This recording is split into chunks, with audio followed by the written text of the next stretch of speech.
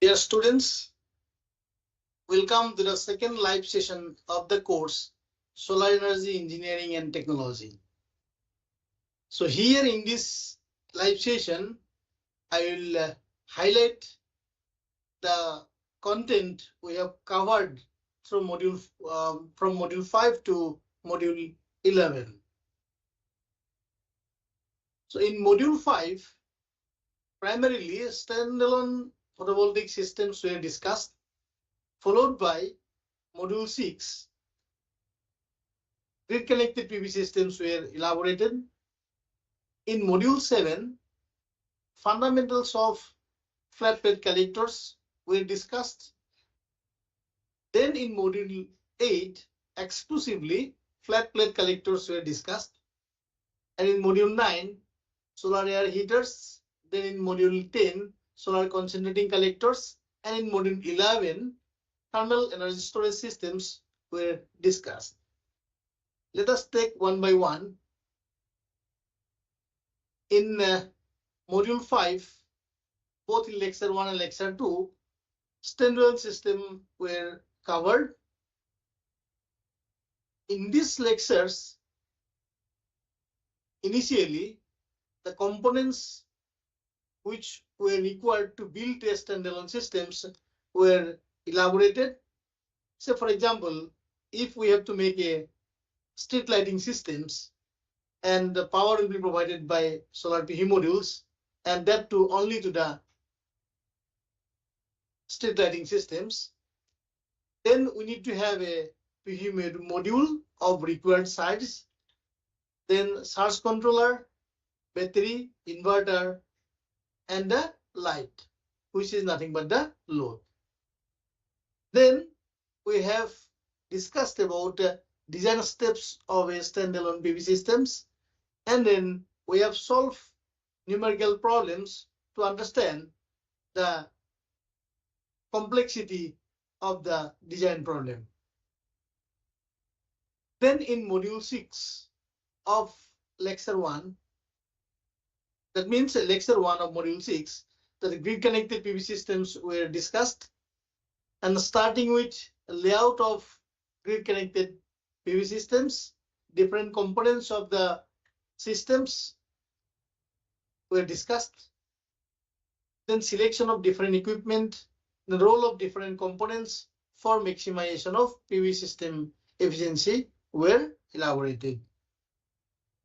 In lecture 2 of module 6, only design aspects were considered. That means how to design a power plant, solar-based power plants.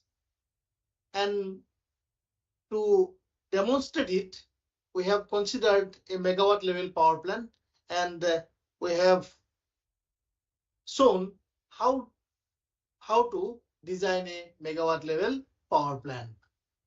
And also we have elaborated the importance of input parameters of a inverter. That means what is the input current, input voltage and power of an inverter for designing the grid connected PV system. And as a whole, we have demonstrated by considering a live example how to design a grid connected PV system. In lecture 3 of module 6, performance analysis of a grid connected PV systems were discussed. This includes an example to demonstrate the calculation of energy yield, specific yield, performance ratio, capacity utilization factor, then average system efficiency of a grid connected PV system. As you can see here, in case of a grid connected PV systems, we need energy source, which is nothing but sun or sunlight, and then we have to have solar PV systems, Then we have DC cables, then inverter, then it goes to load. Also, we can have a net meter system. Then it goes to utility grid, and also we can take the energy when required.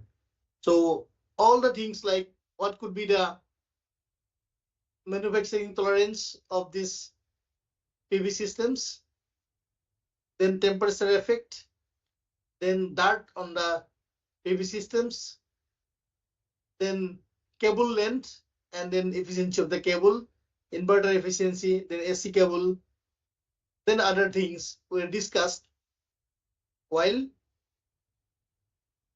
analyzing the performance of a grid connected PV system. In lecture 1 of module 7, solar collector fundamentals were discussed, starting with classification, then flat plate collector components, what is the material of construction of those components, and what kind of fuel to be used, and its performance, and then the importance of transmissivity and how this transmissivity is estimated. Then what is the significance of transmissivity absorptivity product of a collector system? Because see, if we consider a solar PV system, or sorry, flat plate collector systems, we have a glass cover and then we have an absorber plate. Okay, so solar radiation passed through this glass cover, it falls on the absorber plate, and then after that we'll have tubes through which heat transfer fluid flows. Then what is more important? The amount of radiation which is absorbed in the absorber plate.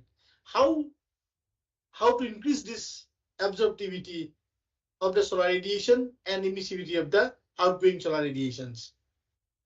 So this is very, very important, and that's how we have discussed the importance of transmissivity and absorptivity product.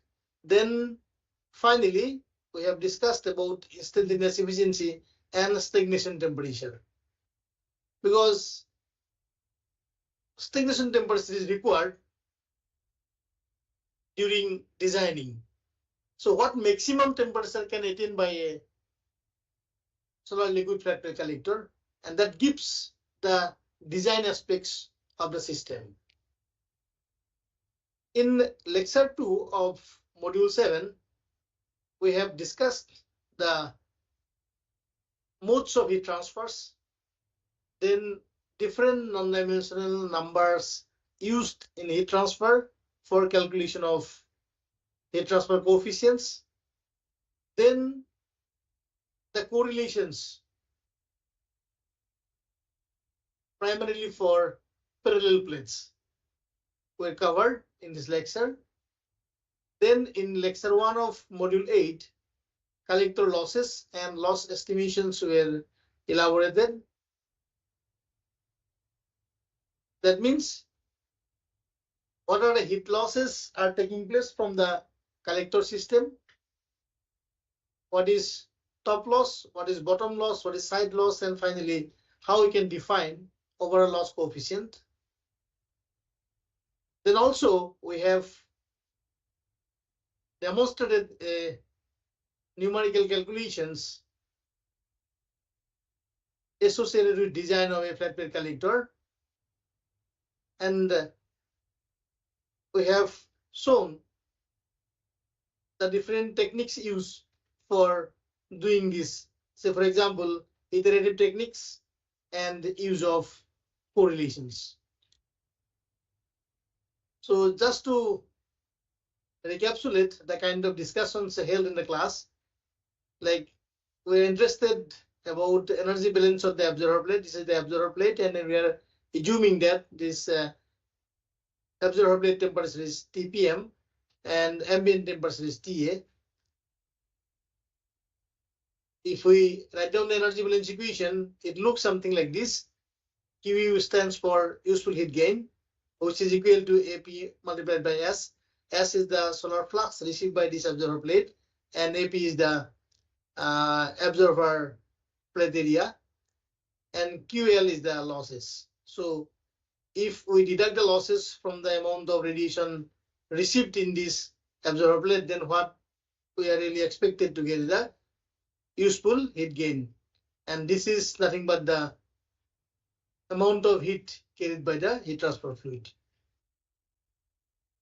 And also we have seen that this QL is sum of the losses associated through top, bottom, and sides. And this QL can be expressed in terms of overall loss coefficients. And also this QT, QB, and QS can be expressed in terms of loss coefficient, like top loss coefficient, bottom loss coefficient, and side loss coefficient. Okay, so it can be demonstrated that UL is actually sum of UT plus UB plus US. And that's how we can show that UT is equal, UL is equal to UB plus UT plus US. And from this analysis, it is found that this overall loss coefficient is a measure of all losses, and also its value should be in the range of 2 to 10 watt per meter square Kelvin. If this UL is varies or it goes beyond 10, then we are really losing the energy significantly. That means we are not doing a very good design. So in lecture 2 of module 8, energy balance of an observer plate, then thermal resistance network, temperature profile of a flat plate collector, then analysis of collector efficiency factor, then heat removal factor, then series parallel connections of the collector systems were discussed. So just to recapitulate some of the important aspects. So QU, what we can see here is the useful heat gain, and these expressions we have elaborated in the last slide. And QL is nothing but the losses. And we can express this QU when we introduce this QL here in this equation, then it will be AP multiplied by S minus UL multiplied by AP multiplied by the temperature difference between the plate and the ambient. And then we can introduce a term called collector efficiency factor, which is defined as the ratio of the actual useful heat collection rate to the useful heat collection rate which would occur if the collector absorber plate are at the temperature of TF. And each value ranges from 0.8 to 0.95. Then we will we have defined this Hodel-Wheeler-Bliss equation. So this equation actually gives a relationship of fluid temperature, which is inlet fluid temperature. So why this expression is so popular? Because once we know inlet fluid temperature, then it is very easy to calculate the amount of useful heat gain in a particular collector system. Otherwise, TPM is unknown. So in order to find out TPM, we have to do a lot of trial and error analysis. And now we'd like to define one term called FR, which is nothing but collector heat removal factor, and is defined as the ratio of actual useful heat collection rate to the useful heat collection rate which would occur if the collector absorber plate are at the temperature of TFI. And each value ranges from 0 to 1. And FR can be mathematically expressed as m dot Cp divided by UL AP in bracket 1 minus exponential of minus at this UL AP divided by m dot Cpl. So in lecture 3 of module 8, different factors were elaborated which are influenced by its performance. That means these are the parameters which influences the performance of the flat plate collector. It is something like selective surfaces, then the number of covers, spacing, collector tilt, dust on the top cover, then evaporated tube collector. So in lecture 4 of module 8, flat plate collector testing were elaborated. So how this testing is done and what are the applications of liquid flat plate collectors. So here you can see we have flow meter, then bypass valve, storage tank, and an heat exchanger. Because we need to control the temperature, and then we can see the temperature rise with these other parameters. And if we talk about applications, it has got plenty of applications like indoor swimming pool, water heating, milk pasteurization, power generation, drying, solar water heater for biogas, or it may be slide drying. In lecture 1 of module 9, primarily solar air heater were discussed, starting with fundamentals, then performance analysis, and what are the different types of solar air heaters are elaborated.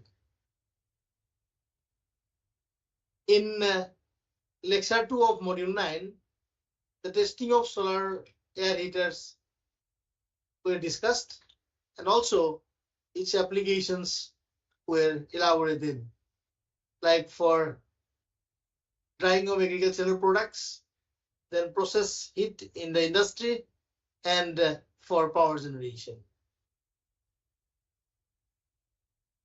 In lecture 1 of module 10,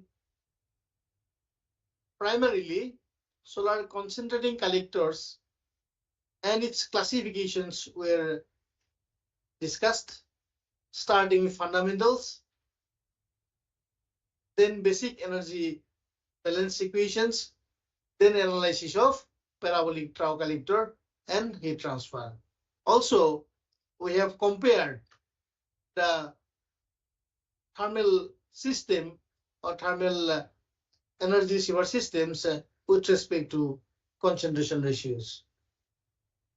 In lecture 2 of module 10, working principle of different concentrating collectors were discussed, and also performance were compared in terms of different parameters. So we could able to understand that the power towers and parabolic troughs are best suited for large grid connected power projects in the range of 30 to 200 megawatt. And these engine systems are modular and can be used in single dish applications or grouped in dish farms to create large multi-megawatt projects. And parabolic trough plants are most mature solar power technology available today. And power towers with low cost and efficient thermal storage promises to offer dispensable high capacity factor solar only power plants in the near future. In lecture 1 of module 11, different schemes of thermal energy storage such as sensible heat storage, latent heat storage, and thermochemical energy storage were discussed extensively. So this is all about the content cover in this up to this time. So only 1 week to go. So in the last week, only few things are left. So I conclude my brief things what we have discussed so far from lab session 1 to the end of this. So if you have any queries, then I'll be happy to interact. So thank you very much for choosing this course.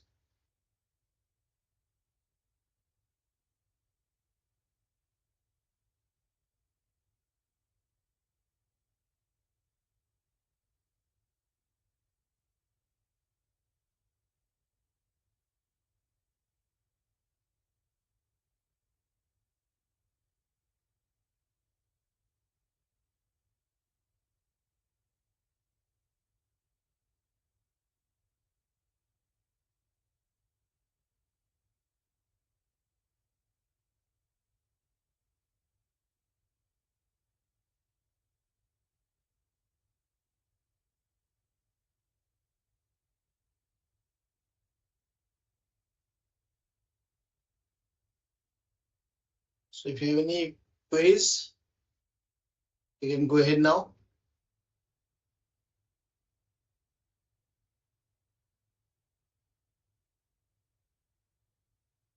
Yes. Sorry. No, I'm fine, fine. It's fine. Some, yeah, I'm expecting some questions from the audience.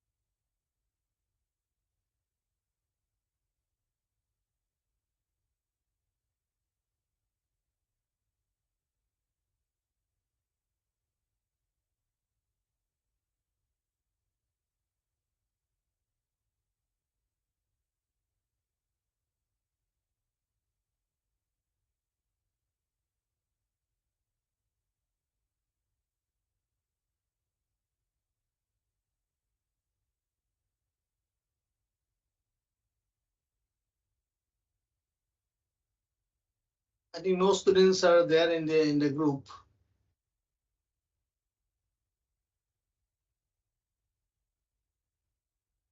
So I'll be active in another 10 minutes.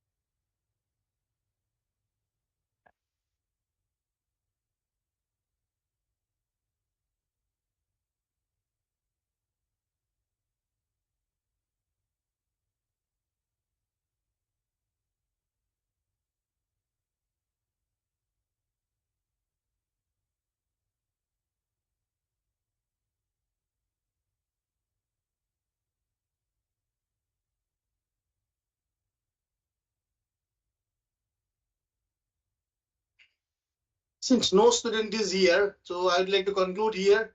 So I would like to thank you all the students for registering in this course. So you prepare well for the exam. And if you have anything to discuss, please write to the discussion forum. So I'll be happy to respond